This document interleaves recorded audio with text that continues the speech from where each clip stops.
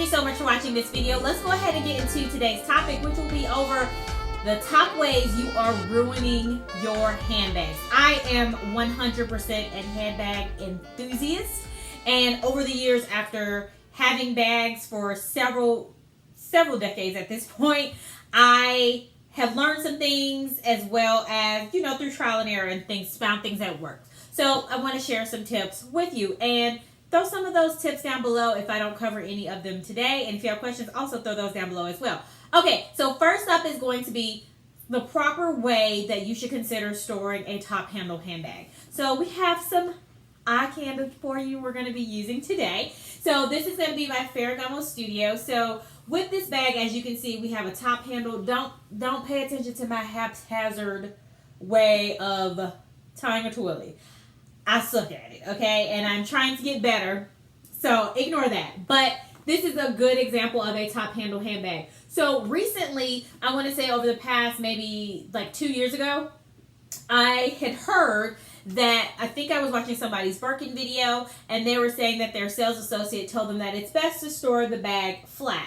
So I think a lot of times, like I have been storing my top handle handbags like this, straight up, just letting them sit. But what I did notice with one of my bags that I have that's a Prada top handle bag, as well as this bag that I'm going to show you, is over time, gravity has to pull on something. And so to me, it makes sense why you would need to lay the bag flat, is because all the weight is going to start pulling down here. And as you can see, this is my Millie bag, and I've had this bag for a long time. So this was before I didn't even stuff it properly, things like that. I had stuffed it, but not well enough. But I had it top handle like this, like it's a top handle. And you see these dips here? Same thing with my Prada, which they're known for their Saffiano leather. So it's also with that, that's a pre-loved bag too. So I think also that could be from the original owner, but I had this bag brand new. And you can see that gravity's been pulling on it. So as it's sitting like this, the weight of the bag is pushing downward, and that's causing this buckling and this folding as the leather softens. So that is something to consider. I haven't had this bag long enough, but actually a year at this point, but I feel like it hasn't been long enough to see those kind of gravity pulls on it. But I will say, when I got it, I started storing it like this, and I am not seeing that dipping, that bipping, that lumping, and that bumping going on. So that is something you may want to consider. I feel like this is a better approach, because then you're allowing the weight of the bag, which is up here, to lay flat, versus it being pulled down and weighing downwards in this area, causing the buckling. So that is something to consider. Now, depending on the type of top handle you have, which we'll get into next, I'll use my Fendi Peekaboo. Yes, my Fendi Peekaboo as an example. So this is a good example of a bag where you may need to store this one on a hook. And I wouldn't suggest like maybe necessarily storing it on a hook so that it hangs like this and it's dangling. But I would feel more comfortable if the hook was tall enough where it would hang like this to alleviate some of the pressure, but not allow all the pressure to be from this top portion. So this is another example of, depending on the style of handbag that you use. I know like the Trevi one is a good example. Thank you to Autumn Beckman, because she talked about this before, where the pleating in the middle. So it depends on the type of top handle bag it is. You may have to consider either storing it flat or putting it on a hook, so that way it helps keep the shape of the bag. Now, moving along with this Fendi Peekaboo, since I have it in my hands, I do want to talk about making sure you're paying attention to how your bag lays. And so by that I mean also with this top handle example, I bought this pre-loved. So I didn't do this, somebody else did. But I'm just pushing the air paper down so you can see. Notice this. It naturally pulls to the side. Now there is a heavy metal bar in the middle. Oh, why am I turning it sideways? You need to see it like this. So you see that metal bar here? So it's starting to kind of pull down. So that does make sense to me, because it's just weighing more on one side. So the best way that this should have been stored as it was new would either be to hang it on a hook so that way it's standing straight up, so that way more pressure is not on either side, or I'm going to stuff the air paper in so you can see what I mean, which is how I've been storing it to try to keep it from leaning over more than it is now. And so I position the air paper like this so it properly supports the bag to stand straight up. So that way this bar remains straight up like this and it can keep its shape. So this is another way you can consider storing a bag and paying attention to the hardware that's on the bag, the handles and things like that. It's going to take you looking at it and thinking about how to best support it so that it keeps its optimal shape is what you want to consider. So this is another way that you could store this bag to help support the weighted bar in the middle. While we have this on here, the next one's going to be another way that you're storing your bags wrong or ruining your handbags is going to be not stuffing it. I've already alluded to this fact, but first off, I want to say thank you to Lux Mommy because I got this tip from her. I never even thought about it, so she mentioned it in one of her older videos. She talked about using air paper. So these are free. Why? Because they come with items you buy.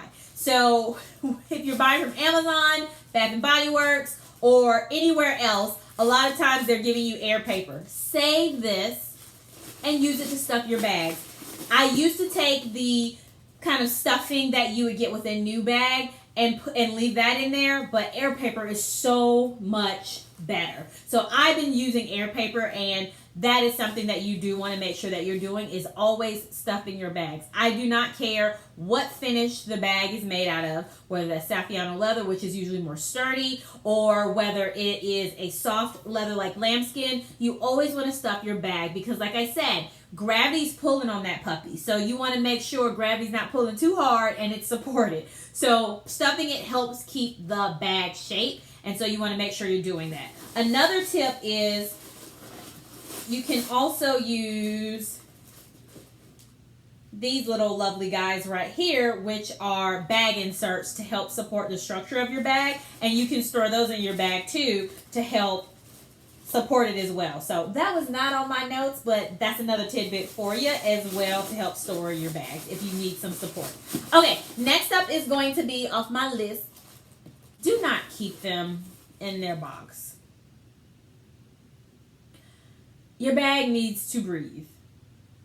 Don't keep it in the box. When you keep it in the box, it's not getting, I was going to say it's not getting sunlight, but that's a good thing. That's a good thing. But your bag needs to breathe. And so you want to make sure you're not keeping it in the storage box because it's enclosed in that little stale air that's in there, and that's not good. So make sure you're taking it out of its storage box. Also, you want to make sure that they recommend you store them in your dust bags. I know that some people like to put them on display. So if you do that, just make sure they are not in direct sunlight so the sun does not end up washing away the color. So if you do want to keep them out of protect them, but not store them in their dust bag, then just make sure at least they're out of direct sunlight. Also, what I like to do, because I like to store my bags in their dust bag, for the time being, when I get my handbag shelving, I probably won't store them in my dust bag, but store them in their dust bag, but we'll see when I get to that point. I currently store my bags like this. Still in the dust bag, but I'm not enclosing it and trapping it as well. It's easy for more things like moisture, things like that to get stuck inside your bag when you're not allowing it to breathe. So even though I have it in my dust bag, like I said, I keep it open like this so it's mostly covered, but I'm still allowing air to circulate rather than when it's like this. That's the equivalent of it being in a box also because, you know, you're not, especially if you are not rotating your bags as often. If you're rotating your bags out frequently, then it shouldn't be a problem you closing it up in that way because you're going to end up pulling it out. It's going to get some air and some fun. But if you are like me where I am rotating my bags not as, well, I do rotate my bags often, but anyway, I'm not switching out my bag every day. So it takes me a little time to get to the bag again. And for that reason, I like to just give it a little bit of breathing room and store it like this.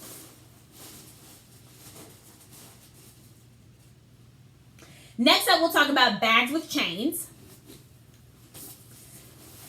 So I have a Karl Lagerfeld bag as an example. So this bag has the chain, is not removable. And so a lot of times what people will do is either store their bag like this and allow the chain to sit on it, or do that little number. And for this one, it's not an issue.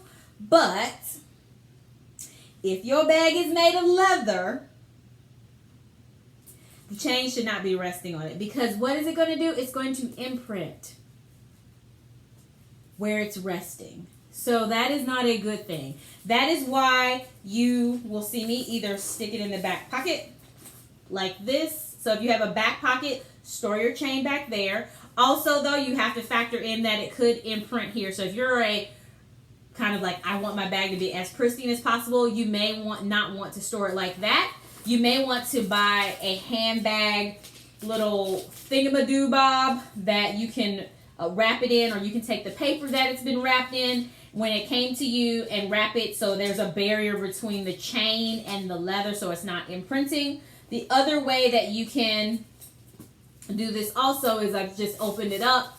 I am looping it on the inside. And I'm allowing it to be stored like so. Let me get the stuff in here so it looks good.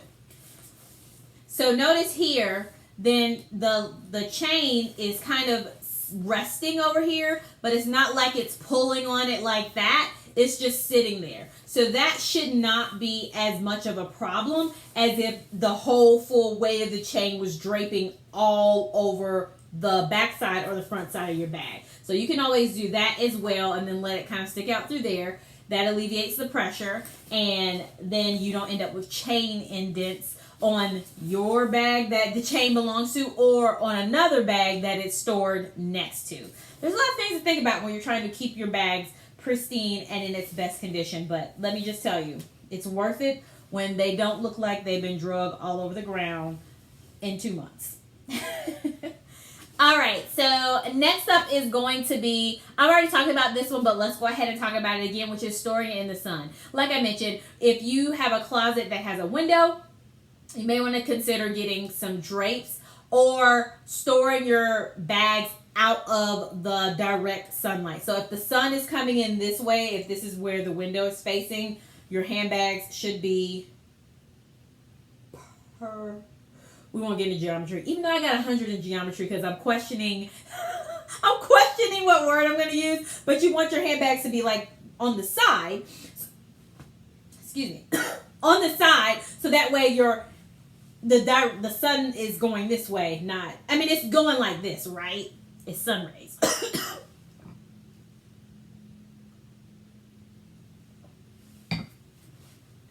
But it's not beaming on it like that. So that is also going to be another way you want to make sure you are avoiding ruining your bag. Thank you so much for watching. Hope you enjoyed it. Don't forget to like, share, and subscribe, and I'll talk to you again soon. Bye.